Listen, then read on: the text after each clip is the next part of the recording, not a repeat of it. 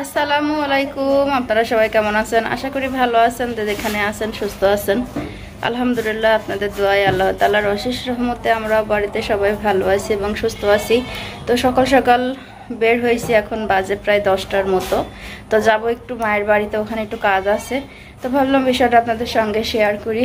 সকাল থেকে এত প্রচুর পরিমাণ গরম পড়তেছে, ভাবলাম যে বের হব না, তারপরে প্রচুর পরিমাণ দরকার, এই জন্য বের হইতে হচ্ছে।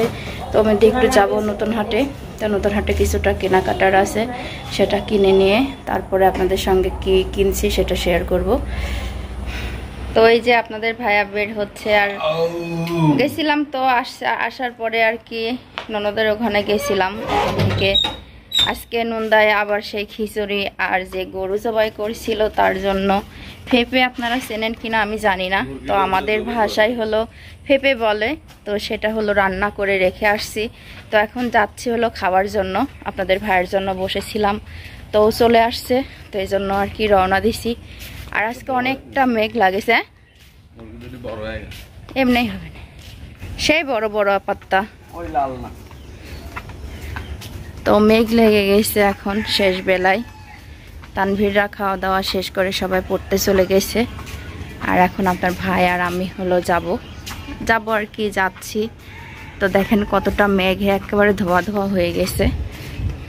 তো এই যে সেই ননদের বাড়ি চলে আসা হয়েছে। গরম করে আনি দেবো নাকি? এই যে সেই ফেপি আর হলো খিচুড়ি, এটার কিন্তু মজাই আলাদা খাওয়ার। যারা যারা খাইছেন তারা অবশ্যই জানবেন এটার কি মজা। তো আমাদের নন্দার এটা হলো খুব পছন্দের একটা খাবার।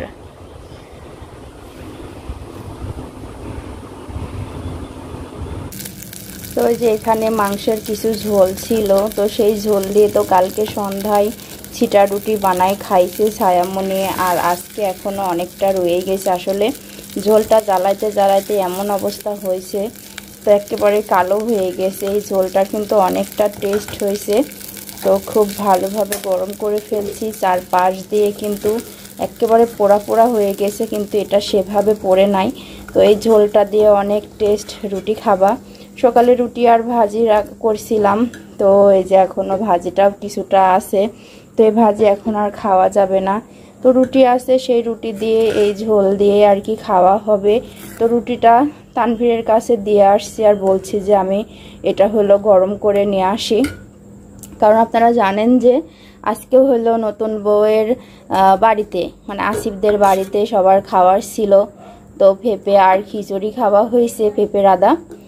তো গরুর যে অনেকে আমরা ফেপে বলি, আর অনেকে বলে ফ্যাপসা, তো যে যেভাবে বোঝে সেভাবে খাওয়া হয়। এখানে আসো, পরে ফেলা দিছে, তুমি সামনে আসো, এটা খাও তো।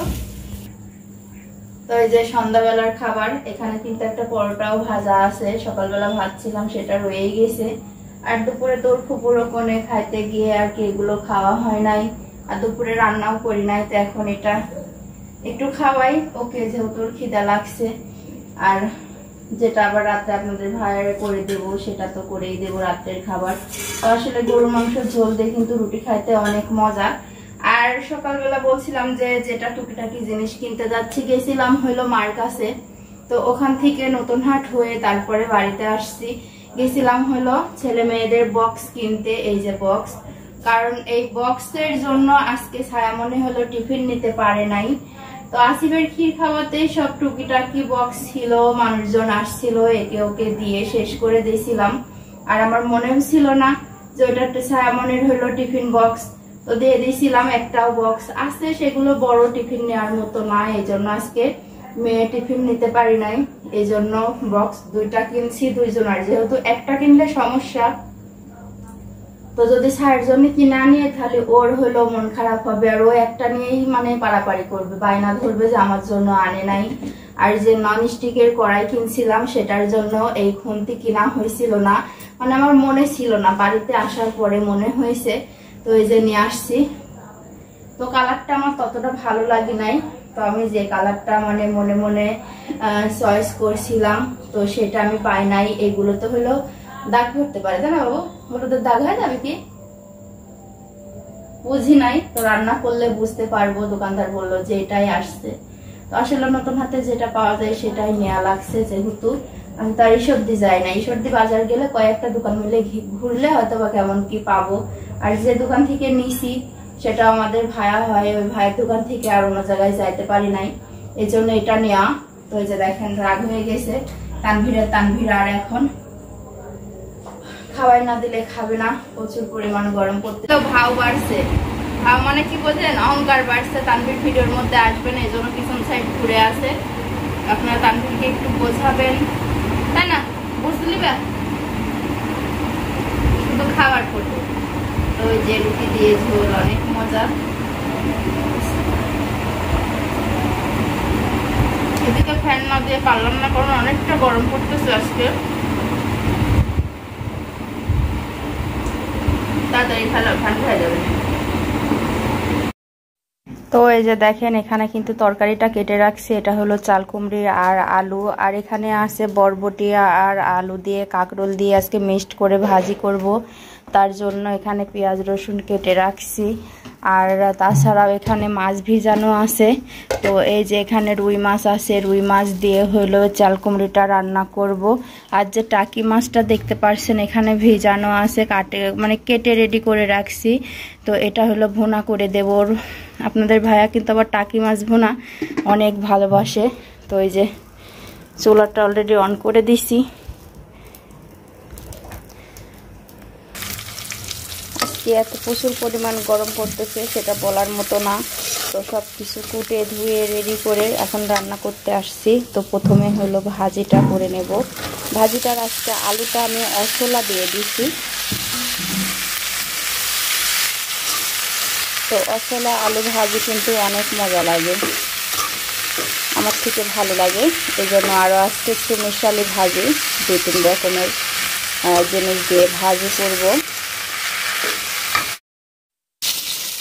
তো আজকের টাকি মাছটা কিন্তু আমি মাঝখান দিয়ে কাটি নাই, যত গোটা গোটা ছিল তো এভাবেই রেখে দিছি, কারণ একটু দেখারও একটা কিন্তু সৌন্দর্য আছে, দেখতে ভালো লাগলে খাইতেও ভালো লাগে। এই জন্য মাছটা আর কি ভাজতেছি এখানে। আর আজকে কিন্তু প্রচুর পরিমাণ রোদ উঠছে। তো যে কাপড় চোপড়গুলো ধুয়ে দিয়েছি একেবারে এক রোদে শুকে গেছে। তো এই যে মাছটা এখানে ভাজা হচ্ছে।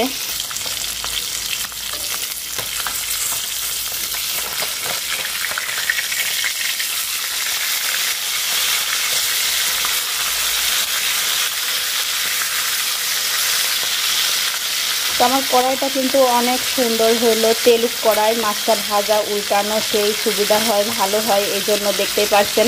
তো যেখানকার হ্যান্ডেলটা ভেঙে গেছে তারপরও আমি এটা দিয়ে কাজ চালাইতেছি। আর এখানে এই যে রুই মাছগুলো লবণ হলুদ দিয়ে মাথায় রাখছি। তো এই যে তরকারিতে কিন্তু ঝোলের পানিটা দিয়ে দিছি। তো এখন ফুটে উঠলে মাছটা দিয়ে দেব। তো মোটামুটি সংসারের সব কাজগুলো শেষ, উঠান টুঠান ঝাড়ু দিয়ে ফেলছি, শুধু এখন গোসলটা বাকি আছে। আর এদিকে তানভীরে মাছ ভাজা দিয়ে ভাত খাওয়াই দিছি। তো আবারও চলে গেছে সেই নতুন বইয়ের কাছে। তো আসলে এটা কিন্তু বাচ্চাদের একটা অন্যরকম একটা এই যে মাছ ভুনাটা হয়ে গেছে, নামাই ফেলছি। আর এখানে এই যে ভাজা মাছগুলো আছে এটা হলো তরকারির ভিতরে দিয়ে দেব। তো যে কথা বলতেছিলাম, তানভীর তো ওখান থেকে আসতেই চাচ্ছে না। এদিকে আজকে স্কুলেও যায় নাই, সকালবেলা কারেন্ট ছিল না এই জন্য। তো বাচ্চাদের কিন্তু একটা অন্যরকম একটা ফিলিংস হয় নতুন বউ বাড়িতে আসলে, তারপরও ভাবি বলে কথা। তো দেখতে দেখতে সব কাজ শেষ, তরকারিটা ফুটলেই হয়ে যাবে। করো ছায়ামণি, এই যে আমার ছায়ামণি হলো বানাইতেছে ছিটা পিঠা।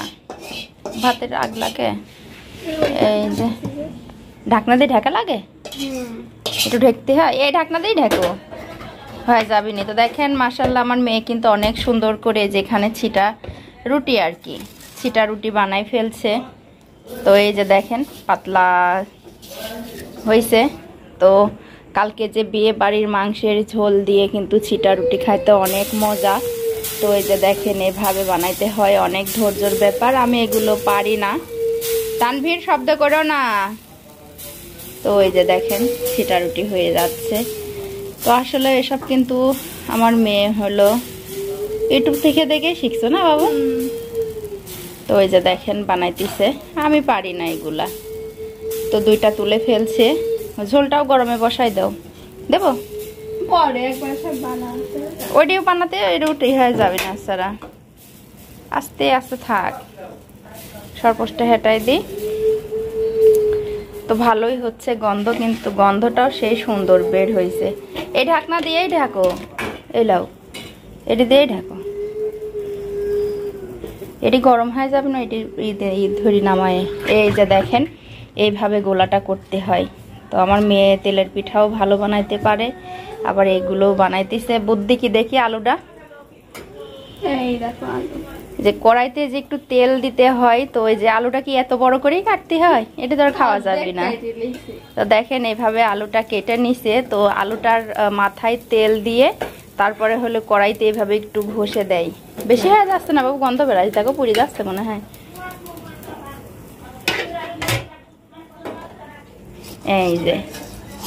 এই যে দেখেন উঠে যাচ্ছে।